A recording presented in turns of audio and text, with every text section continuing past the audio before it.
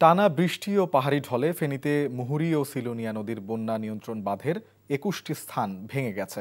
প্লাবিত হয়েছে ৩ উপজেলার ৭টি গ্রাম। এদিকে বন্যার কারণে আজকের এইচএসসি পরীক্ষা স্থগিত করেছে কুমিল্লা শিক্ষা বোর্ড। গতকাল দুপুর থেকে বৃষ্টি কমার সঙ্গে নদীর পানিও কমতে শুরু করেছে।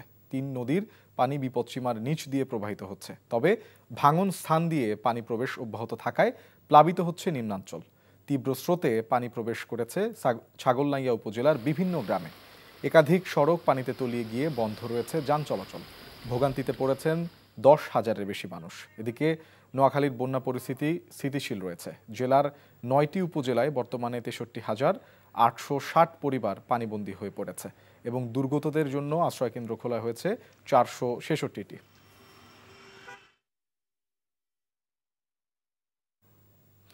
দর্শক, বন্যা পরিস্থিতির খবর জানাতে আমরা চলে যাচ্ছি নোয়াখালীতে। সেখানে আছেন সহকর্মী মাসুদ পারভেজ। মাসুদ, বন্যা পরিস্থিতির সবশেষ কি তথ্য রয়েছে আপনার কাছে? মানুষজন আশ্রয়কেন্দ্রে আসছে কিনা এবং স্থানীয় প্রশাসনের পক্ষ থেকে কোনো পদক্ষেপ দৃশ্যমান হয়েছে কিনা?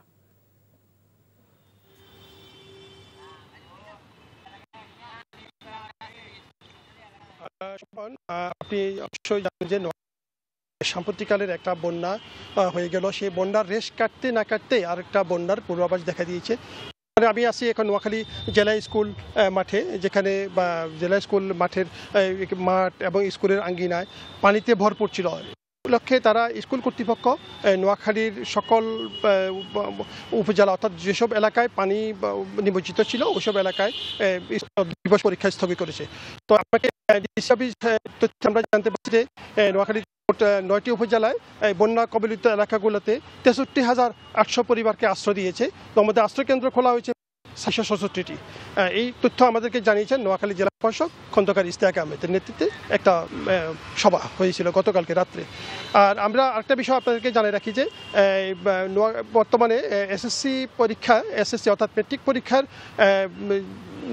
নোয়াখালী সহ সারা দেশে এসএসসি পরীক্ষাগুলো এসএসসি পরীক্ষায় স্থগিত করেছে নোয়াখালী, বিশেষ করে আপনার নোয়াখালী সহ পূর্বাঞ্চলের যেসব এলাকা বন্যা কবলিত এলাকা। আর আজকে দুপুর দিকে আপনার ওই যে দুপুর ২টার দিকে পরীক্ষার ফলাফল ঘোষণার কথা রয়েছে। তো আমার কাছে এই ছিল নোয়াখালী সর্বশেষ তথ্য।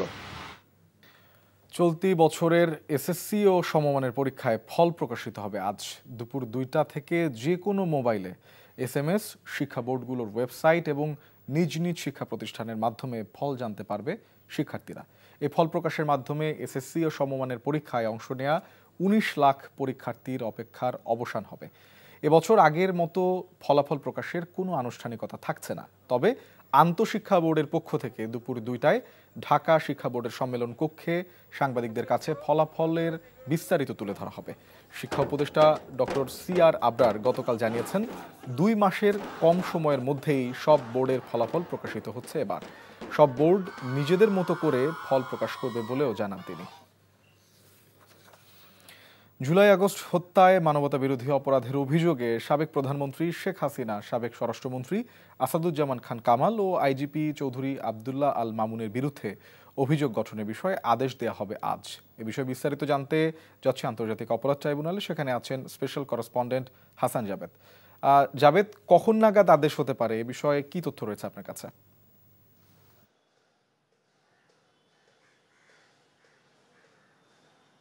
শুভন, আন্তর্জাতিক অপরাধ ট্রাইব্যুনালের যে বিচারপতি গোলাম মর্তুজা মজুমদারের নেতৃত্বাধীন ৩ সদস্যের ট্রাইব্যুনালে আজকে কিন্তু সাবেক প্রধানমন্ত্রী শেখ হাসিনা সহ ৩ জনের বিরুদ্ধে যে অভিযোগ গঠনের বিষয়ে আদেশের জন্য দিন ধার্য আছে। ধারণা করছি যে ১১টার পরে সাধারণত এই কোর্টটা বসে, তারপরে কিন্তু আদেশ দিবে। গত ১লা জুন এই মামলায় ট্রাইব্যুনালে আনুষ্ঠানিক অভিযোগ দাখিল করেছিল প্রসিকিউশন এবং সেদিনই কিন্তু অভিযোগটা আমলে নেয় এবং গত ১লা জুলাই এই মামলার অভিযোগ গঠনের শুনানি শুরু হয় এবং ৭ জুলাই অভিযোগ গঠনের বিষয়ে শুনানি শেষ হয়। রাষ্ট্রপক্ষ এবং রাষ্ট্র নিযুক্ত আসামি পক্ষের আইনজীবী কিন্তু বক্তব্য রাখেন, তারপর আজকের এই দিন ধার্য রাখেন। এই মামলায় আসামিদের বিরুদ্ধে কিন্তু মোট 5টি সুনির্দিষ্ট অভিযোগ আনা হয়েছে এবং 5টি সুনির্দিষ্ট অভিযোগের ভিত্তিতে কিন্তু আজকে অভিযোগ গঠন হতে পারে। যদি অভিযোগ গঠন হয় সেক্ষেত্রে 5টি অভিযোগকেই গঠন করা হবে হবে নাকি 3টি করা হবে বা কয়টি করা হবে সেটা আদেশের পরে নির্ধারণ হবে। এবং এই মামলায় স্পেসিফিক যে অভিযোগ করা হয়েছে সেটা হচ্ছে রংপুরের আবু সাইদ হত্যা, চানখারপোলের 6 জনকে হত্যা, তারপর আপনার সাভারের আশুলিয়ায় 6 জনকে হত্যা, তারপরে শেখ হাসিনার যে গণভবনে যে 16ই জুন সংবাদ সম্মেলনে তিনি যে উস্কানিমূলক বক্তব্য রেখেছিলেন সেইটাও এই অভিযোগে আছে। তারপরে হেলিকপ্টার, ড্রোন এবং মারণাস্ত্র ব্যবহার করে যে অপরাধ সংগঠন করা হয়েছিল সেটাও কিন্তু দ্বিতীয় অভিযোগ হিসেবে আছে। এই মোট 5টি অভিযোগ। এখন দেখা যাক আজকে অভিযোগ গঠন হওয়ার পর কি বলে এবং কবে আবার সাক্ষ্য গ্রহণ, জেরা, তারপরে এগুলি হবে। এখন আমরা কিছুক্ষণ অপেক্ষা করব, শুনানি শেষে আরও আপডেট জানাতে পারবো। শোভন। জাভেদ, আপনাকে ধন্যবাদ। দর্শক, ট্রাইব্যুনাল থেকে জানছিলাম জুলাই আগস্ট মামলার সর্বশেষ তথ্য। অপার সম্ভাবনাময় পর্যটন খাত ধীরে ধীরে যেন পিছিয়ে পড়ো নীতিতেই চলছে। চরম অবহেলিত এই খাতে স্বাধীনতার এত বছরেও কোনো মহাপরিকল্পনা তৈরি এবং বাস্তবায়নের সমন্বিত উদ্যোগ দেখা যায়নি বলে জানান পর্যটন বিশেষজ্ঞরা। এ খাত সংশ্লিষ্টরা বলেন, রাজনৈতিক অস্থিতিশীলতা ও বাজেট স্বল্পতার পাশাপাশি সদিচ্ছা, সমন্বয়হীনতা আর আন্তরিকতার ঘাটতি প্রকট পর্যটন শিল্প বিকাশে। নিয়ামুল আজিজ সাদিকের রিপোর্ট।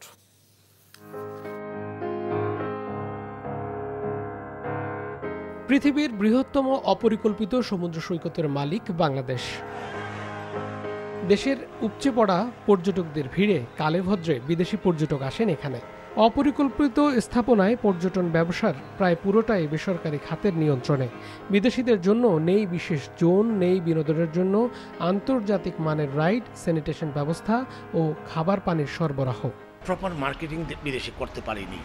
যেমন আমাদের যে চমৎকার ট্যুরিজম প্রোডাক্ট রয়েছেন, বিচ যেমন আইল্যান্ড, নেপালে, ভুটানে বা সেন্ট্রাল এশিয়ায় যেসব দেশে সমুদ্র পেতে হলে 2-3টা দেশ গিয়ে ক্রস করে যেতে হয়, সেসব দেশে যদি আমরা ভালো করে মার্কেটিং করতে পারতাম, ব্র্যান্ডিং করতে পারতাম, তাহলে আমরা নিশ্চয়ই ফোনার পেতাম। দেশের অন্যতম পর্যটন বিজ্ঞাপন ম্যানগ্রোভ সুন্দরবন। পরিচ্ছন্নতা, পরিবেশ রক্ষায় সরকার কিছু উদ্যোগ নিয়েছে, কিন্তু বনের সম্পদ রক্ষা বা হরিণ সহ প্রাণী রক্ষায় নজরদারি নেই বলে অভিযোগ ট্যুর অপারেটরদের। টাঙ্গুয়ার হাওর সহ বিশ্ব ঐতিহ্যের জায়গাগুলোতেও পরিকল্পিত পর্যটন গড়ে তোলা যায়নি, এমন দাবি তাদের। একজন প্রধান নির্বাহী কর্মকর্তা, উনি 2 বছরের জন্য আসেন। ওনাকে শুরু থেকে আমরা কি করি, সমস্ত কিছু শিখিয়ে পড়িয়ে যখন উনি জান না মানে জ্ঞান অর্জন করেন, তখনই তার আবার ট্রান্সফার হয়ে যায়। ব্যাকগ্রাউন্ড হচ্ছিল আমি ইঞ্জিনিয়ার, কিন্তু আমাকে এনে দায়িত্ব দিয়ে দিল হচ্ছিল যে এরকম একটা সেক্টরে, তাহলে আমার কাছ থেকে কি আউটপুট আসবে। নৈসর্গিক সবুজ আর পাহাড়ি সৌন্দর্যের পার্বত্য জেলাগুলোতেও যত্রতত্র স্থাপনা গড়ে উঠলেও সঠিক গাইডলাইন এবং সমন্বিত পরিকল্পনায় কোনো কিছু নির্মিত হয়নি। আপনি আদতে দেখছেন 5,000 কোটি টাকা, কিন্তু আমার ট্যুরিজম বোর্ড কয় টাকা পাচ্ছে? এখানে যেহেতু বিমান ও পর্যটন মন্ত্রণালয় একসাথে, আসলে এই খাতে যত বরাদ্দ হচ্ছে তার বেশিরভাগটা চলে যাচ্ছে বিমানে। আমার মতো সবুজ পাহাড়, আমার দেশের যে আমার দেশের যে রিভার ট্যুরিজমের যে চমৎকার অপরচুনিটি, তার কোনোটাই কিন্তু আমরা বিদেশের মাটিতে বিদেশি ট্যুরিস্টদের কাছে তুলে ধরতে পারছি না। পর্যটন কর্পোরেশনের জেনারেল ম্যানেজার বলেন, বাজেট স্বল্পতা ও দক্ষ জনবলের অভাব আছে। বলেন, অগ্রাধিকার খাত হিসেবে এটিকে বিকাশের উদ্যোগও কম। প্রেজেন্টেশনটা আমাদের একটু দুর্বলতা আছে, যেমন বিদেশি পর্যটকরা যে একটু অন্ধকার, গিঞ্জি এগুলো একটু ডিসলাইক করে। প্ল্যানিংয়ের জায়গাটা হলো যে আসলে অ্যাওয়ারনেসটা ইম্পর্টেন্ট। র মেটেরিয়ালসটা কেনা থেকে শুরু করে একদম প্রসেসিং, ফুড প্রসেসিং, আপনার রান্না করা এবং আপনার পরিবেশন পর্যায় পর্যন্ত মানে টুরিস্টের সামনে দেওয়া, একটু নান্দনিক ওয়েতে একটু প্যাকেজিংটা, সার্ভিসটা ইম্পর্টেন্ট। পর্যটন শিল্পে এশিয়ার দেশ শ্রীলঙ্কা এবং জাপান যখন বহুদূর এগিয়ে গেছে, অব্যবস্থাপনা এবং নেতিবাচক দৃষ্টিভঙ্গির কারণে বাংলাদেশ ক্রমেই পেছনে হাঁটছে বলে মনে করেন খাত সংশ্লিষ্টরা। Niamul Aziz Sadek, NTV news, Dhaka. যুক্তরাষ্ট্রের ওয়াশিংটন ডিসিতে বাংলাদেশ ও যুক্তরাষ্ট্রের মধ্যকার 3 দিনের শুল্ক আলোচনার দ্বিতীয় দফার প্রথম দিনের বৈঠক কয়েক ঘন্টা আগে শেষ হয়েছে। প্রধান উপদেষ্টার প্রেস উইংয়ের পাঠানো এক বার্তায় বলা হয়েছে, আলোচনা অত্যন্ত বিস্তৃত ছিল, যেখানে দুই দেশের মধ্যে বাণিজ্য সম্পর্কের প্রায় সকল গুরুত্বপূর্ণ দিক তুলে ধরা হয়েছে। বাণিজ্য উপদেষ্টা শেখ বশিরউদ্দিন ওয়াশিংটন ডিসিতে বাংলাদেশ প্রতিনিধি দলের নেতৃত্ব দেন। জাতীয় নিরাপত্তা উপদেষ্টা ডক্টর খলিলুর রহমান, প্রধান উপদেষ্টার আইসিটি ও টেলিযোগাযোগ বিষয়ক বিশেষ সহকারী ফয়েজ আহমেদ তৈয়ব ঢাকা থেকে ভার্চুয়ালি আলোচনায় যোগ দেন। কৃষি, জ্বালানি, বাণিজ্য এবং কপিরাইট সংস্থাগুলোর ঊর্ধ্বতন মার্কিন কর্মকর্তারাও বৈঠকে যোগ দেন। উভয় পক্ষ বৃহস্পতিবার বাংলাদেশ সময় রাত 9টায় তাদের বৈঠক আবারও শুরু করবে। শুক্রবারও আলোচনা চলবে। ফেনীতে বন্যার পানি কমলেও দুর্ভোগে 3 উপজেলার 60টি গ্রামের লাখো মানুষ। কাঁচা পাকা সড়ক তলিয়ে যাওয়ায় অনেকটাই যোগাযোগ বিচ্ছিন্ন। দুর্গত এলাকায় দেখা দিয়েছে শুকনো খাবার ও বিশুদ্ধ পানির সংকট। কুমিল্লায় বেড়েছে গোমতী নদীর পানি। জেলার 9টি উপজেলায় বর্তমানে 63,860 পরিবার পানিবন্দী এবং দুর্গতদের জন্য আশ্রয় কেন্দ্র খোলা হয়েছে 466টি। বিস্তারিত জানাচ্ছেন জীবন আহমেদ। ফেনীর চারদিক শুধু পানি আর পানি। নিচু এলাকার মানুষের দুর্ভোগের যেন শেষ নেই। অনেকে আশ্রয় কেন্দ্রে ঠাঁই নিয়েছেন, আর যারা যেতে পারেননি তারা পানির সাথেই লড়ছেন। মৌসুমের সর্বোচ্চ বৃষ্টিপাত হয়েছে ফেনীতে। টানা বৃষ্টি ও পাহাড়ি ঢলে মুহুরী, কহুয়া ও সিলোনিয়া নদীর বন্যা নিয়ন্ত্রণ বাঁধের 20টি স্থান ভেঙে 3 উপজেলার 60টি গ্রাম তলিয়ে যায়। তবে আসার কথা হলো, বানের পানি নামতে শুরু করেছে। নদ নদীর পানিও বিপদসীমার নিচে। পানি উঠেছে, বাইরে গেছি আমরা, যা জিনিস লই আরে অল্প মাছ বানা লই, কাপড় চোপড় লই আরে বাইরেছি। আমার ঘর বরাবর আমার ঘর সরকারে নিয়ে গেছে। আমার এখানে একটা দোকান করছিল, এটাও নিয়ে গেছে। দুর্গত এলাকায় ত্রাণ সহায়তা দেয়া হচ্ছে বলে জানিয়েছে স্থানীয় প্রশাসন। উদ্ধার তৎপরতা, ত্রাণ কার্যক্রম, এখানে কিন্তু বেশ কয়েকটি বহুমাত্রিক ম্যানেজমেন্ট আছে। শুধু সার্বক্ষণিক একজন উপজেলা নির্বাহী অফিসার তো ত্রাণ নিয়ে যাবেন না। কুমিল্লায় বৃষ্টিপাত অব্যাহত রয়েছে। বাড়ছে গোমতী নদীর পানি। এতে নদীর দুই পাশের নিচু এলাকা তলিয়ে গেছে। নোয়াখালীতে বন্যা পরিস্থিতি অপরিবর্তিত রয়েছে। জেলার 9 উপজেলার নিচু এলাকা তলিয়ে আছে। জেলা প্রশাসন জানিয়েছে 9টি উপজেলার 63,860 পরিবার পানিবন্দী। দুর্গতদের জন্য আশ্রয়কেন্দ্র খোলা হয়েছে 466টি। জীবন আহমেদ, এনটিভি নিউজ ডেস্ক। দর্শক, বন্যা পরিস্থিতির খবর জানাতে যাচ্ছি ফেনীতে। সেখানে আছেন সহকর্মী মাহফুজ নান্টু। মাহফুজ, নদী রক্ষা বাঁধগুলো মেরামতে কি ব্যবস্থা নিয়েছে পানি উন্নয়ন বোর্ড? সবশেষ বন্যা পরিস্থিতি সম্পর্কে আমাদের জানাবেন। শোভন, আসলে নদী রক্ষা বাঁধ নির্মাণের জন্য প্রশাসন বা পানি উন্নয়ন বোর্ড কী ব্যবস্থা নিয়েছে সেটি এখনও স্পষ্ট না।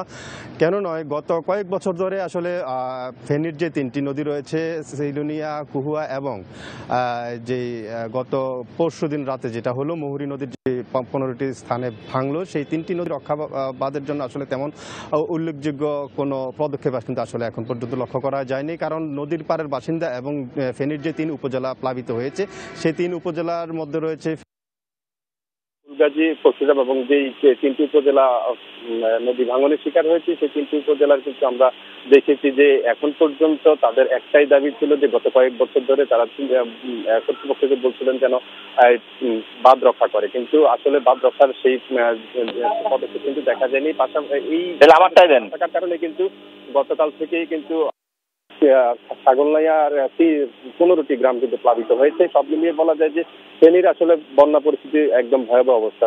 আর এদিকে আগরতলার থেকে যে পানিগুলো আসছে, সেই পানিগুলো মূলত নদীর দুকুল ছাপিয়ে কিন্তু এই 3টি উপজেলায় প্লাবিত হয়েছে। এখন পর্যন্ত সকালে আমরা যে খবরটি জানলাম, জেলা প্রশাসন উদ্ধার সহযোগিতা এবং উদ্ধার তৎপরতা চালিয়ে যাচ্ছেন। তবে সেখানে সাধারণ মানুষের কথা হচ্ছে যে তাদের ত্রাণের চেয়ে তাদের নদী রক্ষা বাঁধগুলো যেন তৈরি করা হয় না, কারণ এই বাঁধগুলো যেন তৈরি করা হয় না, কারণ এই নদী রক্ষা বাঁধগুলো তৈরি করলে তাদের প্রতি বছরই কিন্তু তাদের ঘর বাড়ি ছেড়ে আশ্রয়কেন্দ্র আসতে হতো না। এখন তারা আশ্রয়কেন্দ্রের চেয়ে বেশি তাদের চিন্তার কথা হচ্ছে যে নদী রক্ষা বাঁধগুলো যদি তৈরি করা হতো তাহলে তাদের কিন্তু এখন নিরাপদভাবে বাসায় থাকতে পারতেন। শোভন। দর্শক, আমরা জানছিলাম বন্যা পরিস্থিতির খবরাখবর। দ্রুত সময়ে সবাইকে নিয়ে সংস্কার ইস্যুতে একটি জাতীয় সনদ তৈরি করাই জাতীয় ঐক্যমত্য কমিশনের লক্ষ্য উদ্দেশ্য বলে জানিয়েছেন কমিশনের সহ সভাপতি অধ্যাপক আলী রিয়াজ। রাজধানীর ফরেন সার্ভিস একাডেমিতে বৃহস্পতিবার রাজনৈতিক দলগুলোর সঙ্গে 11তম দিনের বৈঠকের প্রারম্ভিক বক্তব্যে তিনি আরও বলেন, গেল কয়েকদিনের আলোচনায় বেশ কিছু অগ্রগতি হয়েছে। জবাবদিহিমূলক রাষ্ট্র তৈরি করতে ফ্যাসিবাদ ফিরে আসা ঠেকাতে মৌলিক বিষয়গুলো নিয়ে রাজনৈতিক দলগুলোর ঐক্য প্রয়োজন বলেও মত দেন তিনি। আগামী সপ্তাহের মধ্যে অমীমাংসিত বিষয়গুলোতে একটা মীমাংসায় পৌঁছানো যাবে বলেও আশাবাদ ব্যক্ত করেন আলী রিয়াজ। বৈঠকে দিনের এজেন্ডায় রয়েছে প্রধান বিচারপতি নিয়োগ, তত্ত্বাবধায়ক সরকার ও জরুরি অবস্থা ঘোষণা।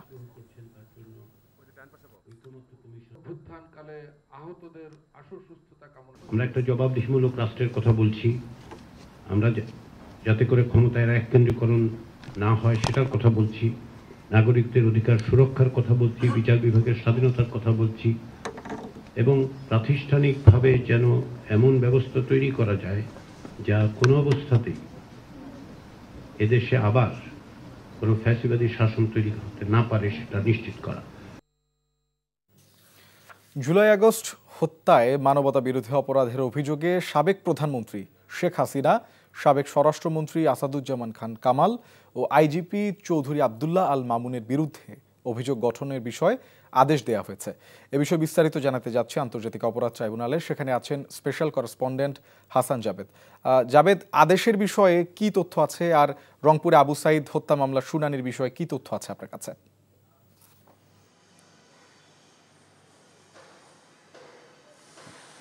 শোভন, এখন থেকে ঠিক 2 মিনিট আগে অর্থাৎ ঠিক 12টার পরপরই কিন্তু আন্তর্জাতিক অপরাধ ট্রাইব্যুনাল 1-এর যে বিচারপতি গোলাম মর্তুজা মজুমদারের নেতৃত্বাধীন 3 সদস্যের ট্রাইব্যুনাল তারা এজলাসে এসেছেন। এসে ট্রাইব্যুনালের যে তৃতীয় বিচারপতি মহিতুল ইসলাম বিচারপতি, তিনি এখন শেখ হাসিনা সহ 3 জন যে মামলার আসামি, জুলাই আগস্ট হত্যা মামলার, এই মামলাটার আজকে অভিযোগ গঠন বিষয়ে আদেশের জন্য দিন ধার্য ছিল। এখন তারা এই মুহূর্তে আদেশ পড়ছেন অভিযোগ গঠন বিষয়ে। যেটা হবে যে হয় অভিযোগ গঠন হবে অথবা হবে না। এবং এই 3 আসামির বিরুদ্ধে কিন্তু সুনির্দিষ্ট 5টি অভিযোগ এনেছে প্রসিকিউশন। যেই অভিযোগগুলোর আমলেও নিয়েছে ট্রাইব্যুনাল, আমলে নেওয়ার পর অভিযোগ গঠনের উপর শুনানিও হয়েছে। আজকে অভিযোগ গঠন বিষয়ে আদেশ দিচ্ছে। এবং সুনির্দিষ্ট অভিযোগগুলোর মধ্যে 5টি অভিযোগের মধ্যে অন্যতম হচ্ছে যে শেখ হাসিনা গণভবনে সংবাদ সম্মেলন করে উস্কানি দিয়েছিলেন। দ্বিতীয় অভিযোগটি ছিল যে আপনার হেলিকপ্টার, ড্রোন এবং মারণাস্ত্র দিয়ে গুলি করে হত্যাকাণ্ড। তৃতীয় অভিযোগটি হচ্ছে যে আবু সাইদ, রংপুরের শিক্ষার্থী আবু সাইদকে গুলি করে হত্যা। চতুর্থ অভিযোগটি ছিল চানখারপুলে 6 জনকে গুলি করে হত্যা। আর পঞ্চম অভিযোগটি ছিল সাভারের আশুলিয়ায় 6 জনকে গুলি করে হত্যা এবং হত্যা শেষে তাদেরকে পুড়িয়ে দেয়া, যা পুরো দেশের বাইরে বেশ আলোচিত হয়েছিল এই ঘটনাগুলি। সেই অভিযোগগুলি এনেছে এবং এই হত্যাকাণ্ডেও জুলাই আগস্টে যা হয়েছে সেইগুলোর নেতৃত্বের দায়ে তাদের বিরুদ্ধে অভিযোগ হয়েছে। এবং আমি এখন যেটা জানলাম যে তাদের বিরুদ্ধে আসলে অভিযোগ গঠন ইতিমধ্যেই হয়েছে এবং অভিযোগ গঠনের মাধ্যমে কিন্তু এই শেখ হাসিনা সহ 3 জনের বিরুদ্ধে আনুষ্ঠানিক বিচারের কাজটা শুরু হলো। মহিতুল ইসলাম এই আরও অর্ডারটা দিয়েছেন। আর আবু সাইদ রংপুরের তার যে মামলাটা, সেই মামলাটা আজকে যে 26 জন আসামি পলাতক আছে সেই 26 জন আসামিকে গ্রেফতার করে ট্রাইব্যুনালে হাজির করার কথা। কিন্তু আমরা দেখেছি সকালবেলায় এই মামলায় যে 4 জন আসামি ইতিমধ্যেই গ্রেফতার হয়েছে, অর্থাৎ 30 জনের মধ্যে 4 জন যারা আগে গ্রেফতার হয়েছিলেন তাদেরকে হাজির করা হয়েছে। অন্য 26 আসামি কিন্তু আমরা এখনো দেখিনি। তার মানেটা হচ্ছে যে হয়তো তাদেরকে গ্রেফতার করা সম্ভব হয়নি। সেই প্রতিবেদনটা আজকে উপস্থাপন করবে ট্রাইব্যুনাল 2-এ। তারপর ট্রাইব্যুনাল 2 এই আসামিদের বিরুদ্ধে 2টি পত্রিকায় বিজ্ঞপ্তি দিতে বলবে যে তাদেরকে 7 দিনের মধ্যে ট্রাইব্যুনালে হাজির হওয়ার জন্য। 7 দিন পর যদি তারা হাজির না হন সেক্ষেত্রে তাদের অনুপস্থিতিতে রাষ্ট্রনিযুক্ত আইনজীবী দেওয়া হবে এবং তাদের অনুপস্থিতিতেই বিচার কাজ শুরু হবে। তো এই হচ্ছে আজকে ট্রাইব্যুনালের সর্বশেষ। দর্শক, আমরা জানছিলাম জুলাই আগস্ট হত্যা মামলার সর্বশেষ তথ্য। পিআর পদ্ধতিতে নির্বাচন ও জুলাই সনদ সহ 7 দফা দাবি পূরণ হলে জামায়াতে ইসলামী যে কোনো সময় নির্বাচনের জন্য প্রস্তুত বলে মন্তব্য করেছেন দলটির সহকারী সেক্রেটারি জেনারেল অ্যাডভোকেট এহসানুল মাহবুব জুবায়ের। সকালে ডিএমপি কমিশনারের কার্যালয়ে জামায়াতে ইসলামীর 5 সদস্যের প্রতিনিধি দলের সাথে ডিএমপির বৈঠক শেষে একথা বলেন তিনি। বলেন, রাজনৈতিক ইতিহাসে জামায়াতে ইসলামীর সবচেয়ে বড় সমাবেশ অনুষ্ঠিত হবে। আশা করছেন কয়েক লক্ষ লোকের সমাবেশ হবে এখানে। বিএনপি সহ ফ্যাসিবাদ বিরোধী সব রাজনৈতিক দল ও সংগঠনকে সমাবেশে দাওয়াত দেওয়ার কথা রয়েছে। ডিএমপি থেকে সমাবেশের নিরাপত্তা সহ সার্বিক বিষয়ে সহযোগিতার আশ্বাস পাবার কথাও জানান তিনি। আগামী 19 জুলাই সোহরাওয়ার্দী উদ্যানে জামায়াতে ইসলামীর সমাবেশ অনুষ্ঠিত হবে। নিরাপত্তাজনিত বিষয়গুলোকে ওনারা এনশিওর করবেন, আশ্বস্ত করেছেন। আমরা ওনাদেরকে অবহিত করেছি আমাদের পরিকল্পনা। আমরা ফার্দার আর ওনাদের সাথে যোগাযোগ রাখবো। ওনারা পরিকল্পনা নিচ্ছেন, আমাদের কিছু পরিকল্পনা আছে। দুটো মিলেই একটি সুন্দর সুষ্ঠু এবং শান্তিপূর্ণভাবে এই জাতীয় সমাবেশটি যাতে অনুষ্ঠিত হয় আমরা সেই ব্যাপারে একটি কার্যকর পরিকল্পনা নিয়েছি এবং সেটা বাস্তবায়ন হবে ইনশাআল্লাহ। খুলনা ওয়াসা যেন দুর্নীতির স্বর্গরাজ্য। বিগত ফ্যাসিস্ট শেখ হাসিনা সরকার আমলে চালু হওয়া খুলনা ওয়াসা মূলত চলত শেখ বাড়ির কথায়। নিয়োগ টেন্ডার, বাণিজ্য, লুটপাটের আতুরঘর ছিল প্রতিষ্ঠানটি। মোটা অঙ্কের টাকা দিয়ে তুরস্ক দিয়ে পানির মিটার কেনা হলেও সে মিটার 3 বছরে ঘোলা হয়ে যাচ্ছে। হয়নি কোনো তদন্ত কমিটি। ওয়াসা পরিচালনা বোর্ডের 2 সদস্য ঘটনা স্বীকার করেন।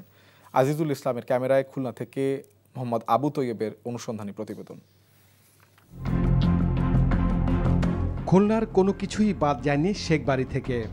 সরকারি বেসরকারি সব প্রতিষ্ঠান ছিল তাদের নিয়ন্ত্রণে। স্বৈরাচার পতনের পর একে একে বেরিয়ে আসে থলের বিড়াল। খুলনা ওয়াসা যেন ছিল এক টুকরো শেখ বাড়ি। 2008 সালের 2রা মার্চ খুলনা ওয়াসা প্রতিষ্ঠিত হয়। টানা 16 বছর প্রতিষ্ঠানের ব্যবস্থাপনা পরিচালকের দায়িত্ব পালন করেন শেখ বাড়ির সুপারিশপ্রাপ্ত প্রকৌশলী মোহাম্মদ আবদুল্লাহ। জানুয়ারিতে বদলি করা হয় তাকে। তার বিরুদ্ধে অনুসন্ধান চালাচ্ছে দুদক। তখনই বোর্ড চেয়ারম্যান ছিলেন পলাতক সাবেক মেয়র তালুকদার আব্দুল খালেক। এছাড়া আওয়ামী লীগ নেতা আমিনুল ইসলাম মুন্না, খুলনা মহানগর যুবলীগের সভাপতি আনিসুর রহমান পপলু, আওয়ামী লীগ নেতা আশরাফ হোসেন, কাজী আমিনুল হক সহ দলীয় নেতারা ছিল বোর্ড পরিচালনার সদস্য।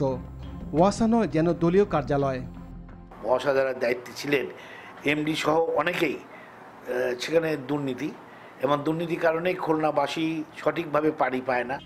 বিগত স্বৈরাচারের আমলে পানির মিটার সংযোগ লাইন প্রতিস্থাপনের জন্য 26,000 কোটি টাকার টেন্ডার পায় শেখ বাড়ির আস্থাভাজনেরা। তুরস্ক থেকে 10,000 কোটি টাকার পানির মিটার নিয়ে আসা হয়। 3 বছর পরই ওই মিটার ঘোলা হয়ে যায়। লোক দেখানো তদন্ত কমিটি করার পরও সেটি আর আলোর মুখ দেখেনি। কামাল ভাই ছিল ওই মিটারে, ওখানে 35,000 মিটার কিনেছে। মিটার কেনার সময় উনি তুরস্ক ভ্রমণ করেছেন, মিটার ফ্যাক্টরি ভিজিটে গিয়েছেন। আর ওনার সাথে ছিল আমাদের ডিএমডি কামাল হোসেন, সেই সময় প্রকল্প পরিচালক। আমরা এটা পছন্দ করতেছি, এটা আপনার সিকিউরিটি গার্ড হচ্ছে। এখন ওখানে আমাদের যেটা সবচেয়ে দুঃখজনক বিষয় যে আমাদের সিসি ক্যামেরাটা আছে, কিন্তু ওটা রেকর্ডিং না। এখন হচ্ছে আবার ঠিক করে ফেলছে, ওই সময়টা ওটা আমরা চেষ্টা করছি। ওয়াসার বোতলজাত কারখানায় 30 কোটি টাকার প্রকল্পে নেই উৎপাদন। সেই প্রশ্নের কোনো সদুত্তর মেলেনি। আপনি এমডি স্যারের দপ্তরের থেকে পারমিশনটা নিয়ে আসেন, আমি শুধু সেইটুকু বলেছি আপনাকে। আমি সচিব আসার সময় শরীফ স্যারের কাছে গেছি, শরীফ স্যার বলছে যে আমার কাছ থেকে পারমিশন কিংবা এমডি স্যারের দপ্তরের থেকে পারমিশন আনা হয় না। সেই ঘোলা পানির মিটার গত 6 মাসে 3টি গোডাউন থেকে রহস্যজনকভাবে চুরি হয়ে যায়। সিসি ক্যামেরা ছিল নষ্ট। তালা নষ্ট ছিল, ভাঙ্গা বলতে গেলে সব তালায় তখন সব চাবিতে খুলতো। প্রতিষ্ঠানটি নানা অনিয়ম ও দুর্নীতির কথা কৌশলে এড়িয়ে যান এর উপব্যবস্থাপনা পরিচালক। জীবিত করছে মানে ইন্টারনাল তদন্তের দায়িত্ব আমাকে দিচ্ছে, আমি ওইভাবে তো শনাক্ত করাটা কঠিন, আমাদের কাছে তো প্রুফ নাই, আর আমাদের সিসিটিভি তখন কোনো কারণে নষ্ট ছিল। খুলনা ওয়াসার ভয়াবহ দুর্নীতি নিয়ে উদ্বেগ প্রকাশ করেছেন নাগরিক সমাজসহ সাধারণ মানুষ। মিটার চুরির ঘটনা 3000 মিটার, সেখানে অনেক জায়গায় শোনা যায় যে রিডিং থাকা অবস্থায় সেই মিটারগুলো খুলে নিয়ে এসে সেগুলোকে ওখানে জমা না রেখে সেগুলোকে সরিয়ে নেওয়া হয়েছে, এবং কথিত আছে যে সেটা তাদের নিজস্ব দোকান রয়েছে, সেটা ঢাকার থেকে রিপেয়ার করে এখানে এসে আবার বিক্রি করা হচ্ছে। তদন্তের মাধ্যমে অভিযুক্তদের বিরুদ্ধে ব্যবস্থা নেওয়ার দাবি সচেতন মহলের। NTV news desk. গণপ্রতিনিধিত্ব অধ্যাদেশ, নির্বাচন কমিশন সচিবালয় অধ্যাদেশ, মনোনয়নপত্রের সঙ্গে প্রার্থীদের হলফনামা সহ 5টি আলোচ্য সূচি নিয়ে বৈঠকে বসেছে নির্বাচন কমিশন। রাজধানীর আগারগাঁওয়ে নির্বাচন কমিশন ভবনে প্রধান নির্বাচন কমিশনার এএমএম নাসির উদ্দিনের নেতৃত্বে এ বৈঠক শুরু হয়েছে। রোজার আগে নির্বাচন আয়োজনের সব ধরনের প্রস্তুতি সম্পন্ন করা সম্পর্কে প্রধান উপদেষ্টার প্রেস সচিবের বক্তব্য নিয়েও আলোচনা হতে পারে বলে বৈঠক সূত্রে জানা গেছে। এর বাইরে জাতীয় নাগরিক পার্টি এনসিপিকে শাপলা প্রতীক দেয়া হবে কিনা এবং ভোটার তালিকা হালনাগাদ বিষয়েও আলোচনার কথা রয়েছে। এর বাইরে নির্বাচন কর্মকর্তাদের বিশেষ বিধান 1991-এর সংশোধন অধ্যাদেশ এবং নির্বাচন কমিশন কর্মকর্তাদের প্রশাসনিক দায়িত্ব নিয়েও আলোচনা হবে বৈঠকে। চলতি বছরের এসএসসি ও সমমান পরীক্ষার ফল প্রকাশ হয়েছে কিছুক্ষণ আগে। পাশের হার 68.45। দুপুর 2টার পর থেকে যে কোনো মোবাইলে SMS, শিক্ষা বোর্ডগুলোর ওয়েবসাইট এবং নিজ নিজ শিক্ষা প্রতিষ্ঠানের মাধ্যমে ফল জানতে পারছে শিক্ষার্থীরা। এই ফল প্রকাশের মাধ্যমে এসএসসি ও সমমান পরীক্ষায় অংশ নেয়া 19 লাখ শিক্ষার্থীর অপেক্ষার অবসান হয়েছে। এবছর আগের মতো ফলাফল প্রকাশের কোনো আনুষ্ঠানিকতা থাকছে না, তবে আন্তঃশিক্ষা বোর্ডের পক্ষ থেকে কিছুক্ষণের মধ্যে ঢাকা শিক্ষা বোর্ডের সম্মেলন কক্ষে সাংবাদিকদের কাছে ফলাফলের বিস্তারিত তুলে ধরা হবে। 2 মাসের কম সময়ের মধ্যেই সব বোর্ডের ফলাফল প্রকাশিত হচ্ছে। এবার সব বোর্ড নিজেদের মতো করে ফল প্রকাশ করবে।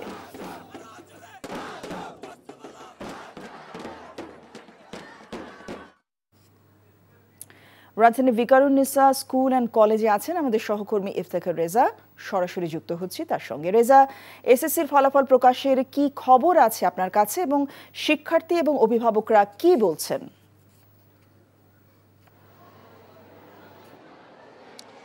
ধন্যবাদ।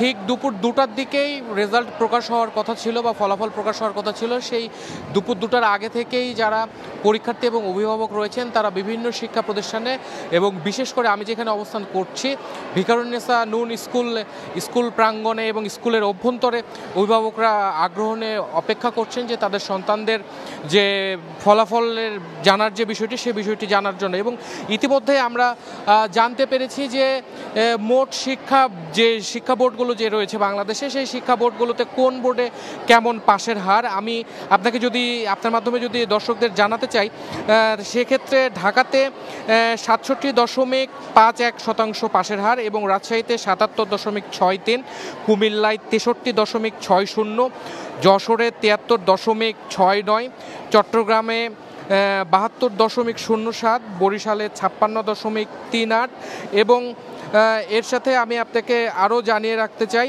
সিলেটে 68.57, দিনাজপুরে 67.03, ময়মনসিংহে 58.22। মাদ্রাসা শিক্ষা বোর্ডে এবছর পাশের হার আছে 68.09 এবং কারিগরি শিক্ষা বোর্ডে 73.63। এই ধরনের বা এমন ফলাফল এসেছে এবছরের এসএসসির ফলাফলে। এবং আমি আপনাকে জানিয়ে রাখতে চাই এবছর প্রায় 19,28,000-এর বেশি শিক্ষার্থী এই পরীক্ষায় অংশগ্রহণ করেছিল, যা গত বছরের তুলনায় কিছুটা সংখ্যায় কম। এবং এর আগে শিক্ষা মন্ত্রণালয় থেকে জানানো হয় যে গত কয়েকটি বছরের মতো ফুলিয়ে ফাঁপিয়ে যে ফলাফল দেওয়ার যে বিষয়টি সেই বিষয়টি এবার থাকছে না। এবার পুঙ্খানুপুঙ্খ রূপে যে পরীক্ষার খাতাগুলো রয়েছে সেগুলো পরীক্ষা নিরীক্ষা করে মূলত যার যতটুকু প্রাপ্য বা যেভাবে পাবেন ঠিক সেভাবেই ফলাফল প্রকাশ করা হবে।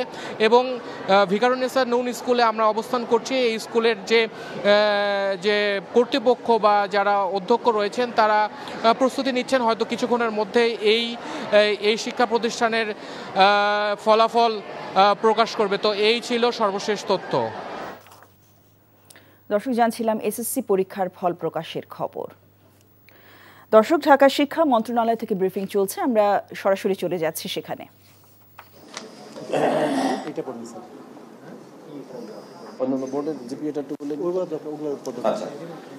আমি আর কয়েকটি উল্লেখযোগ্য দিক আমি এখন আপনাদের কাছে তুলে ধরছি। এবছর সকল শিক্ষা বোর্ডের চেয়ে ছাত্রী 3.79 অর্থাৎ প্রায় 4% বেশি পাশ করেছে এবং 8,200 জন ছাত্রী বেশি সংখ্যায় জিপিএ পেয়েছে। 2024 সালে জিপিএ 5 ছিল 1,82,129 জন। আমি আবার বলছি 2024 সালে জিপিএ 5 পেয়েছিল 1,82,129 জন। আর এবছর অর্থাৎ 2025 সালে জিপিএ পেয়েছে 1,39,32 জন।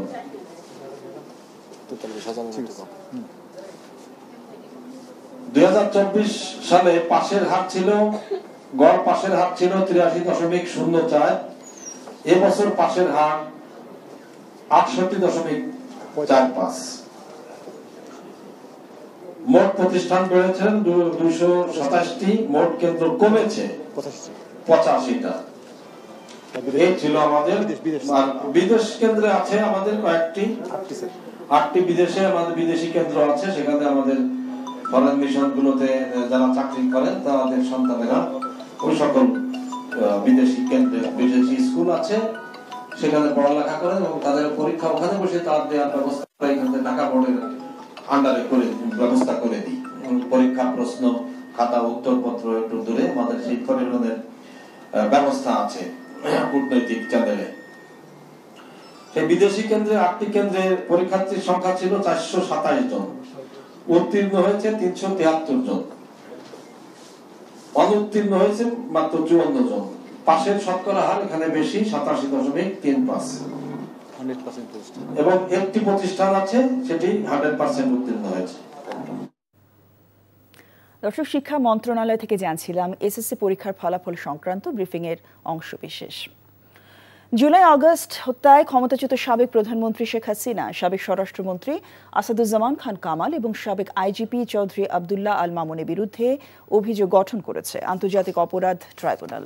অভিযোগ গঠনের সময় আব্দুল আল মামুন নিজের দোষ স্বীকার করে এই মামলায় রাজসাক্ষী হওয়ার আবেদন করেছেন। ট্রাইব্যুনাল তা মঞ্জুর করেছে। জুলাই আগস্ট হত্যায় এই প্রথম কোনো মামলায় আনুষ্ঠানিক বিচার কাজ শুরু হলো। রিপোর্টে আরো জানাচ্ছেন হাসান জাভেদ। জুলাই আগস্ট ছাত্র জনতার গণ আন্দোলন দমনে নির্বিচারে হত্যাযজ্ঞ চালানো হয়। এতে 1.5 সহস্রাধিক মানুষ হত্যার শিকার হয়, আহত হয় 25,000-এর মতো। এসব ঘটনায় নেতৃত্বের দায়ে শেখ হাসিনা, আসাদুজ্জামান খান কামাল, চৌধুরী আব্দুল্লাহ আল মামুনের বিরুদ্ধে আনুষ্ঠানিক অভিযোগ গঠন করে বিচার শুরুর আদেশ দিয়েছে আন্তর্জাতিক অপরাধ ট্রাইব্যুনাল 1। চার্জ গঠন হয়েছে। চার্জ গঠনের পরে আগামী 3রা আগস্ট ওপেনিং স্টেটমেন্টের জন্য এবং 4ঠা আগস্ট প্রথম সাক্ষ্য গ্রহণের জন্য দিন ধার্য করা হয়েছে। আসামিদের বিরুদ্ধে সুনির্দিষ্ট যে 5টি অভিযোগ গঠন করা হয়েছে তা হল গণভবনে সংবাদ সম্মেলনে সাবেক প্রধানমন্ত্রী শেখ হাসিনা উস্কানিমূলক বক্তব্য দিয়েছেন, যার কারণে পরবর্তীতে অপরাধ সংঘটিত হয়।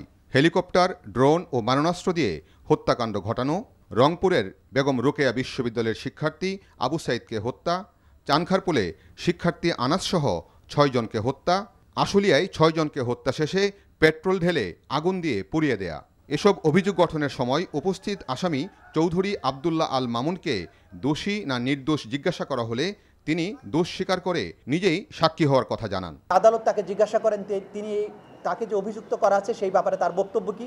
তিনি তার দোষ স্বীকার করেছেন এবং তিনি বলেছেন তিনি একজন সাক্ষী হিসাবে এই যে ঘটনাটি মানবতা বিরোধী অপরাধ 2024-এর জুলাই আগস্টে হয়েছিল, সেই অপরাধের সমস্ত কিছু যেহেতু তার জানবার কথা, তিনি সমস্ত তথ্য আদালতকে উদ্ঘাটনের ব্যাপারে সহায়তার মাধ্যমে তিনি অ্যাপ্রুভার হতে চেয়েছেন এবং সেই প্রার্থনাও আদালত মঞ্জুর করেছেন।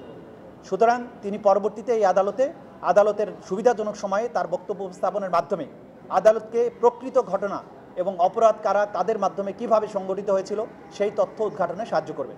তবে রাষ্ট্রনিযুক্ত আসামি পক্ষের আইনজীবী বলেন, একজন আসামি দোষ স্বীকার করলেই যে অন্যরা অপরাধ করেছে এমনটা নয়।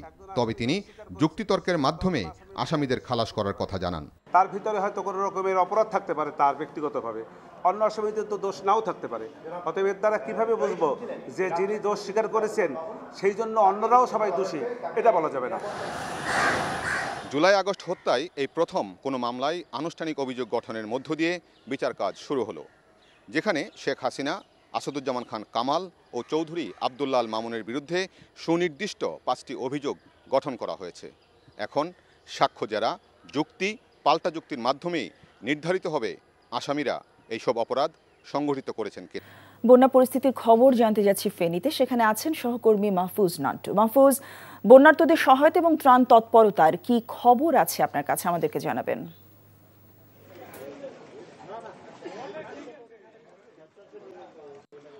জসিন্তা, কিছুক্ষণ আগে দেখলাম যে ফেনীর ফুলগাজী, আমি যেখানে দাঁড়িয়ে রয়েছি সেটা মুন্সিরহাট আলী আজম সরকারি প্রাথমিক বিদ্যালয়। এইখান থেকেই সেনাবাহিনীর কয়েকটি টিম উদ্ধার ও ত্রাণ তৎপরতা আমরা দেখেছি। এখানে সেনাবাহিনীর কয়েকটি টিম কাজ করছেন।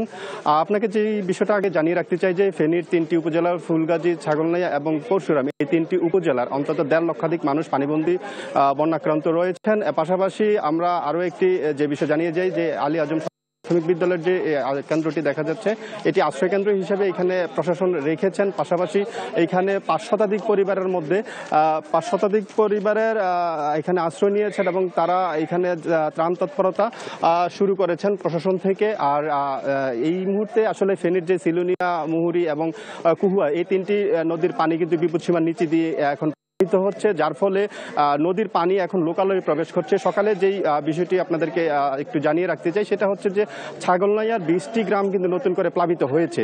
জেলা প্রশাসন যেটা জানিয়েছে যে তারা আনুষ্ঠানিকভাবে ত্রাণ তৎপরতা শুরু করেছে এবং যারা বাড়িতে বন্দী কিংবা বাড়ির ছাদে যারা এখন বন্দী রয়েছে তাদেরকে জেলা প্রশাসন, সেনাবাহিনী সহ স্বেচ্ছাসেবক যারা রয়েছেন তারা কিন্তু তাদেরকে উদ্ধার করার জন্য কাজ করছেন। আমরা সকাল থেকে এসেই মূলত ত্রাণ তৎপরতা বা উদ্ধার তৎপরতা আমাদের চোখে পড়েছে। তবে নতুন করে যে বিষয়টি ফেনীবাসীকে একটু চিন্তার মধ্যে রেখেছে সেটা হচ্ছে বৃষ্টিপাত কিন্তু সকাল থেকে এখন পর্যন্ত কমে নাই, থেমেছে, কিন্তু সকাল থেকে মাঝারি ধরনের বৃষ্টি হচ্ছে। এইখানের আবহাওয়া অধিদপ্তর যেটা জানিয়েছে যদি বৃষ্টিপাত না হয় তাহলে হয়তো ফেনীর এই বন্যা পরিস্থিতি আগামী 2-3 দিনের মধ্যে স্বাভাবিক হবে। জসিন্তা। দর্শক, ফেনী থেকে জানছিলাম বন্যা পরিস্থিতির খবর। এদিকে ঢাকা সহ সারা দেশে আজ বিকেল থেকে বৃষ্টিপাত কমে আসবে বলে জানিয়েছে আবহাওয়া অধিদপ্তর। তবে আগামী রোববার সকাল থেকে ফের রাজধানী সহ দেশের বিভিন্ন স্থানে বৃষ্টিপাত বাড়বে। আজকে বিকাল থেকেই ঢাকার আবহাওয়া ভালো হওয়ার সম্ভাবনা রয়েছে এবং সেটা আরও 2 দিন অব্যাহত থাকতে পারে এবং তারপর 12 তারিখ রাতে বা 13 তারিখের দিকে আবার আবহাওয়া খারাপ হতে পারে, অর্থাৎ বৃষ্টিপাত বাড়তে পারে। তো একই অবস্থা সারা দেশের জন্য, অর্থাৎ দেশের দক্ষিণাঞ্চলের জন্য বলতে গেলে। জাতীয় নাগরিক পার্টি এনসিপি আয়োজিত দেশ করতে জুলাই পদযাত্রার 10ম দিনের কর্মসূচি শুরু হয়েছে। মাগুরায় পদযাত্রায় অংশ নিয়েছেন দলের কেন্দ্রীয় নেতারা। পরে নড়াইল ও যশোরে পদযাত্রা ও পথসভার কথা রয়েছে। দুপুরে ঝিনাইদহ থেকে মাগুরায় পৌঁছায় এনসিপির কেন্দ্রীয় নেতারা। শহরে বায়না মোড় থেকে পদযাত্রা শুরু হয়ে বিভিন্ন সড়ক প্রদক্ষিণ করে। এতে এনসিপি নেতারা ছাড়াও বিভিন্ন শ্রেণী পেশার মানুষ অংশ নেয়। পরে পথসভায় বক্তব্য রাখবেন দলের তরুণ নেতারা। এছাড়া জেলা অডিটোরিয়ামে জুলাই আগস্টে হতাহত পরিবারের সদস্যদের সাথে মতবিনিময় করবেন এনসিপি নেতারা। তারা জানান, এনসিপির ধারাবাহিক পদযাত্রার উদ্দেশ্য হল সাধারণ মানুষের সঙ্গে সরাসরি সংযোগ স্থাপন এবং দেশ পুনর্গঠনের বার্তা ছড়িয়ে দেয়া। নেত্রকোনা, দুর্গাপুর এবং জামালপুরের বকশীগঞ্জ সীমান্ত দিয়ে 4 নারী সহ আরও 28 জনকে পুশিন করেছে ভারতের সীমান্তরক্ষী বাহিনী বিএসএফ। বিজিবি জানায়, গতকাল গভীর রাতে দুর্গাপুরের বিজয়পুর সীমান্ত দিয়ে 21 জনকে বাংলাদেশে পুশিন করে বিএসএফ। স্থানীয়দের খবরে তাদেরকে আটক করে বিজিবি। এদের মধ্যে 19 জন তৃতীয় লিঙ্গের এবং 2 জন পুরুষ। এর আগে গত 3রা জুন গভীর রাতে ওই সীমান্ত দিয়ে বিএসএফ 32 জনকে বাংলাদেশে অনুপ্রবেশ করায়। অন্যদিকে সকালে জামালপুরের বকশীগঞ্জে ধানুয়া কামালপুর সীমান্ত দিয়ে 4 নারী সহ 7 জনকে পুশিন করেছে বিএসএফ। পরে এলাকাবাসী তাদের আটক করে বকশীগঞ্জ থানায় সোপর্দ করে। 42 দিনে জিম্মি দশা থেকে লিবিয়া প্রবাসী 2 জনকে উদ্ধার করেছে পুলিশ অফ ইনভেস্টিগেশন পিবিআই। উদ্ধার হওয়া ভিকটিমরা হলেন আলমগীর হোসেন এবং সিরাজ উদ্দিন। দুপুরে পিবিআই ঢাকা মেট্রো উত্তরের কার্যালয়ে এ বিষয়ে সংবাদ সম্মেলন করে বিস্তারিত জানান অতিরিক্ত ডিআইজি এনায়েত হোসেন মান্নান। তিনি জানান, ভিকটিম 2 জনকেই লিবিয়া ত্রিপোলির একটি ওয়ার্কশপে কাজ করা অবস্থায় অপহরণ করা হয়। নির্যাতন করে ভিডিও কলে পরিবারের কাছে 22 লাখ টাকা করে মুক্তিপণ দাবি করে অপহরণকারীরা। উপায় না পেয়ে ভিকটিমের পরিবার 1.5 লাখ টাকা দেয়। এ সময় রাজশাহী থেকে রাসেল নামে একজনকে গ্রেফতার করে পিবিআই। রাসেলের স্বজনরা লিবিয়া থেকে এই কাজের সঙ্গে জড়িত, কিন্তু রাসেলকে গ্রেফতারের পরও নির্যাতন বন্ধ না হয় আরও 4 লাখ টাকা পাঠানো হয়। পরে বাগেরহাটের মোড়লগঞ্জ থেকে মিন্টু ফরাজিকে গ্রেফতার করা হয়। ফুটবল। অনূর্ধ্ব 20 নারী চ্যাম্পিয়নশিপের শিরোপা ধরে রাখতে চান বাংলাদেশ দলের অধিনায়ক আফিদা খন্দকার। রাজধানী বসুন্ধরার কিংস এরেনায় কাল থেকে টুর্নামেন্টের 6ষ্ঠ আসর অনুষ্ঠিত হবে। টুর্নামেন্ট উপলক্ষে এদিন কোচ ও অধিনায়কদের পরিচয় পর্ব অনুষ্ঠিত হয়। প্রথম ম্যাচে বাংলাদেশের প্রতিপক্ষ শ্রীলঙ্কা। নেপাল এই টুর্নামেন্টে সর্বোচ্চ র্যাঙ্কিংধারী দল, তাদের অবস্থান 100তম। তারপরের অবস্থানে যথাক্রমে বাংলাদেশ 128, শ্রীলঙ্কা 159 এবং ভুটান 171। ভারতের সঙ্গে যৌথভাবে আগের আসরে চ্যাম্পিয়ন হয়েছিল বাংলাদেশ। এবার ভারত অংশ নিচ্ছে না। টুর্নামেন্টের ফরম্যাটও বদলেছে। এবার হবে রাউন্ড রবিন লিগ। লিগে যাদের বেশি পয়েন্ট থাকবে তারাই চ্যাম্পিয়ন হবে। দ্রুত নির্বাচনী প্রস্তুতির কাজ শেষ করে ভোটের পরিবেশ তৈরি করতে নির্বাচন কমিশনের প্রতি আহ্বান জানিয়েছেন বিএনপি মহাসচিব মির্জা ফখরুল ইসলাম আলমগীর। প্রশাসনকে ডিসেম্বরের মধ্যে প্রস্তুতির নির্দেশনা দেয় প্রধান উপদেষ্টাকে ধন্যবাদ জানিয়েছেন তিনি। আর যুক্তরাষ্ট্রের ৩৫% শুল্ক আরোপের বিষয়ে দর কষাকষির আলোচনায় যোগ্য ব্যক্তিদের রাখার পরামর্শ তাঁর। বিএফইউজে এবং ডিইউজের আলোচনায় এসব বলেন বিএনপি মহাসচিব। একই অনুষ্ঠানে জামায়াতের সেক্রেটারি জেনারেল বলেন, আওয়ামী লীগকে নির্বাচনের স্পেস দিতে আন্তর্জাতিক চক্রান্ত চলছে। ইমরুল হাসানের রিপোর্ট। ২৪-এর গণ অভ্যুত্থানে সাংবাদিকদের ভূমিকা শীর্ষকে এই অনুষ্ঠানে ফেসিবাদী শাসন আমলে সাংবাদিক নির্যাতনের আলোকচিত্র প্রদর্শন করা হয়। আলোচনায় বক্তারা রাজনৈতিক দলগুলোর পাশাপাশি বিগত ১৬ বছরে গণতন্ত্র পুনরুদ্ধারের আন্দোলনে সাংবাদিকদের উল্লেখযোগ্য ভূমিকা ছিল বলে উল্লেখ করেন। মির্জা ফখরুল বলেন, কোন কোন মহল থেকে বিএনপিকে সংস্কার বিরোধী হিসেবে উপস্থাপন করা হচ্ছে। সংস্কার চলমান প্রক্রিয়া মন্তব্য করে তিনি বলেন, অন্তর্বর্তী সরকারের কাছেই সব চাচ্ছে কেউ কেউ। তিনি বলেন, দেশের মানুষ নির্বাচন চায়, বিএনপির চাওয়া অবাধ ও সুষ্ঠু নির্বাচন। ধন্যবাদ দিতে চাই এই ফোরাম থেকে যে তিনি নির্দেশ দিয়েছেন ডিসেম্বরের মধ্যে নির্বাচনের সব কাজ গুছিয়ে রাখার জন্য নির্বাচন কমিশনকে। এটা একটা অত্যন্ত ইতিবাচক ব্যাপার। And it deserves thanks for that. আমরা আশা করব যে নির্বাচন কমিশন এই কাজটা খুব দ্রুততার সঙ্গে শেষ করে তার নির্বাচনের একটা পরিবেশ তৈরি করবে। আমরা দাবি করছি যে এই নির্বাচনে যেন অবাধ, নিরপেক্ষ এবং সকলের কাছে গ্রহণযোগ্য হয়। মির্জা ফখরুল বলেন, যুক্তরাষ্ট্রের বাজারে বাংলাদেশি পণ্যের উপর ৩৫% অতিরিক্ত শুল্ক আরোপ নেতিবাচক প্রভাব পড়বে দেশের অর্থনীতিতে। এই পোশাক শিল্পের উপরে যদি 35% ট্যারিফ আসে, তাহলে এই পোশাক শিল্প মাটিতে শুয়ে পড়বে, উঠতে পারবে। আরো অনেক বেশি মনোযোগ দিয়ে সবচেয়ে যোগ্য ব্যক্তিদের এই সম্পর্কে বার্গেন করে নিয়ে তাদের মার্কিন যুক্তরাষ্ট্রের সঙ্গে কাজ করার প্রয়োজন ছিল। তো সময় বোধহয় এখনো চলে যায়নি, এখনো সময় আছে এই বিষয়গুলো আলোচনা করে আমাদের ইন্ডাস্ট্রিগুলো বেঁচে থাকে। জামায়াতের সেক্রেটারি জেনারেল গোলাম পরোয়ার বলেন, প্রশাসনের স্বৈরাচারের দোসররা থাকায় নতুন বাংলাদেশ নির্মাণ বাধাগ্রস্ত হচ্ছে। অত্যাচারী শাসকের একটা চরিত্রকে ফ্যাসিজম বলে। এই মানসিকতা, এই চরিত্র, এই আদর্শকে যারা এখনো লালন করেন তারা কিন্তু দেশে আছেন। নির্বাচন নিয়ে চক্রান্ত চলছে বলে মন্তব্য করেন তিনি। পরাশক্তির আমাদের দেশে নির্বাচন আর সরকার পরিবর্তনের সময় আসলে পরাশক্তির যে খেলা হয় সে খেলাও আমরা এখন কিন্তু দেখতে পাচ্ছি। নতুন নতুন সব তত্ত্ব আসতেছে, ইনক্লুসিভ। আওয়ামী লীগকে ইলেকশনে স্পেস দেওয়ার জন্য কোন কায়দায় একটা inclusive election, refined Awami League, নানান ফিলোসফির নামে বাংলাদেশে নতুন কোনো দরজা ওপেন করার একটা আন্তর্জাতিক চক্রান্ত চলছে, এদেশের মানুষকেই ইউজ করে, কোনো পলিটিক্যাল শক্তিকে ব্যবহার করে। এ ব্যাপারে আমাদেরকে কিন্তু সাবধান হতে হবে। Be alert. অনুষ্ঠানে জুলাই অভ্যুত্থানের শহীদ সাংবাদিক পরিবারের সদস্যদের সম্মাননা দেওয়া হয়। Imrul Hasan, NTV news, Dhaka. ৪৮ কোটি টাকার নতুন প্রকল্প নিয়ে প্রবাসীদের ভোটাধিকার নিশ্চিত করবে নির্বাচন কমিশন।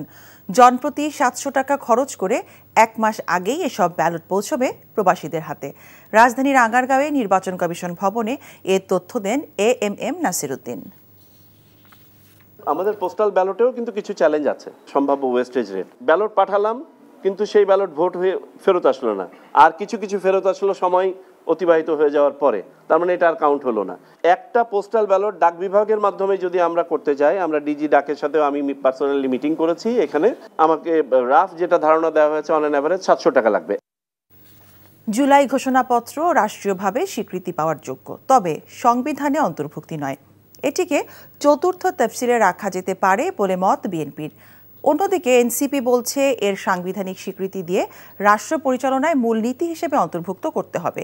রাজধানীর ফরেন সার্ভিস একাডেমিতে রাজনৈতিক দলগুলোর সাথে ঐকমত্য কমিশনের বৈঠক শেষে এসব কথা জানায় কমিশন এবং রাজনৈতিক দলগুলোর প্রতিনিধিরা। বিএনপি নেতা সালাউদ্দিন আহমেদ বলেন, জুলাই ঘোষণাপত্র রাষ্ট্রীয়ভাবে স্বীকৃতি পাওয়ার যোগ্য, তবে সংবিধানে অন্তর্ভুক্তি নয়, এটিকে রাখা যেতে পারে চতুর্থ তফসিলে। এ নিয়ে এনসিপি বলেছে, জুলাই ঘোষণাপত্র প্রণয়ন এবং এর সাংবিধানিক স্বীকৃতি দিয়ে রাষ্ট্র পরিচালনায় মূল নীতি হিসেবে অন্তর্ভুক্ত করতে হবে। এছাড়া জরুরি অবস্থা সহ আরও বেশ কিছু ইস্যুতে আলোচনা হয় এই দিন। কনস্টিটিউশনকে কনস্টিটিউশনের জায়গায় থাকতে হবে। লেজিটিমেসি দেওয়ার জন্য, ধারণ করার জন্য চতুর্থ তফসিলে যদি আনতে হয়, ঐকমত্য হয়, তাহলে পরে এখানেই সেফটি হিসাবে ক্রান্তিকালীন বিধানের সাথে আমরা গভর্নমেন্টের লেজিটিমেসি প্লাস জুলাই গণ অভ্যুত্থানের সেই ইমোশনকে, চেতনাকে, সেই ঘোষণাকে আমরা ওখানে এমবডিড করতে পারি। মন্ত্রী পরিষদ করবে না সংসদীয় কমিটি করবে, আবার কেউ কেউ বলেছে ফুল পার্লামেন্টের অধিবেশনে করবে। তা আমরা বলেছি, ঐক্যমত্য কমিশন একই কথা বলেছে, সারা দেশ থেকে এই জরুরি অবস্থা ঘোষণার প্রেক্ষাপট তৈরি হলে সংসদ সদস্য অধিবেশন করে আলোচনা করে আসলে জরুরি অবস্থা ঘোষণাটা ডিফিকাল্ট। এই জন্য আমরা সংসদীয় কমিটির মাধ্যমে বলেছি।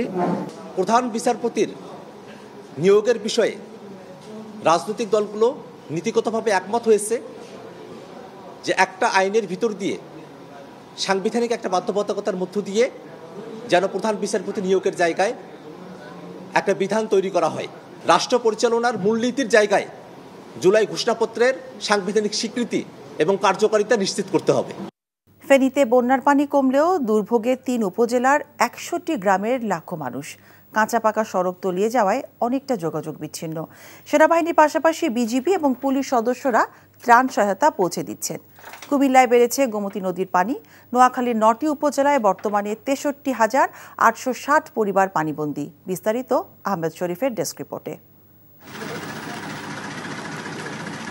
ফেনীর মুহুরী, সিলোনিয়া ও কুহুয়া নদীর অন্তত ২০টি স্থান দিয়ে লোকালয়ে পানি প্রবেশ করেছে। বৃহস্পতিবার সন্ধ্যা পর্যন্ত ফেনীর পরশুরাম, ছাগলনাইয়া ও ফুলগাজীর অন্তত ৬১ গ্রাম প্লাবিত হয়েছে। এতে ফেনী পরশুরাম সড়কে যান চলাচল করতে পারছে না। জেলা প্রশাসন ১৬১টি আশ্রয়কেন্দ্র খুলেছে। বন্যায় ক্ষতিগ্রস্ত হয়েছে অন্তত ১.৫ লাখ মানুষ। সব মাছের পুকুর ভাসিয়ে নিয়েছে বন্যা, আর আমরা গুরুতর নিয়ে আমরা আশ্রয়কেন্দ্রে আশ্রয় নিয়েছি। টেকসইভাবে বাঁধগুলো যদি বাঁধে তাহলে আমরা পানিতে ক্ষতিগ্রস্ত হব না। বৃহস্পতিবার দুপুর থেকে সেনাবাহিনীর উদ্ধার তৎপরতা ছিল।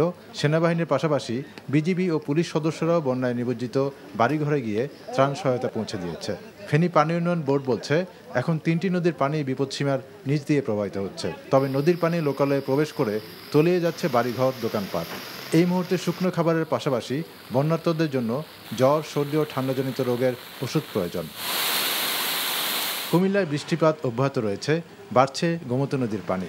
এতে নদীর দুই পাশের নিচু এলাকা তলিয়ে গেছে। নোয়াখালীতে বন্যা পরিস্থিতি অপরিবর্তিত রয়েছে। জেলার ৯টি উপজেলার নিচু এলাকা তলিয়ে আছে। জেলা প্রশাসন জানিয়েছে 9টি উপজেলায় ৬৩,৮৬০ পরিবার পানিবন্দী। দুর্গতদের জন্য আশ্রয়কেন্দ্র খোলা হয়েছে ৪৬৬টি। Ahmed Sharif, NTV news desk. Netrokona, Jamalpur এবং লালমনিরহাট সীমান্ত দিয়ে নারী, শিশুসহ আরও ৩৮ জনকে পুশিন করেছে ভারতীয় সীমান্তরক্ষী বাহিনী বিএসএফ। বিজিবি জানায়, গতকাল গভীর রাতে নেত্রকোনার দুর্গাপুরের বিজয়পুর সীমান্ত দিয়ে ২১ জনকে পুশিন করে বিএসএফ। এদের মধ্যে ১৯ জন তৃতীয় লিঙ্গের এবং ২ জন পুরুষ। অন্যদিকে সকালে জামালপুরের বক্সিগঞ্জে ধানুয়া কামালপুর সীমান্ত দিয়ে ৪ নারীসহ ৭ জনকে পুশিন করেছে বিএসএফ।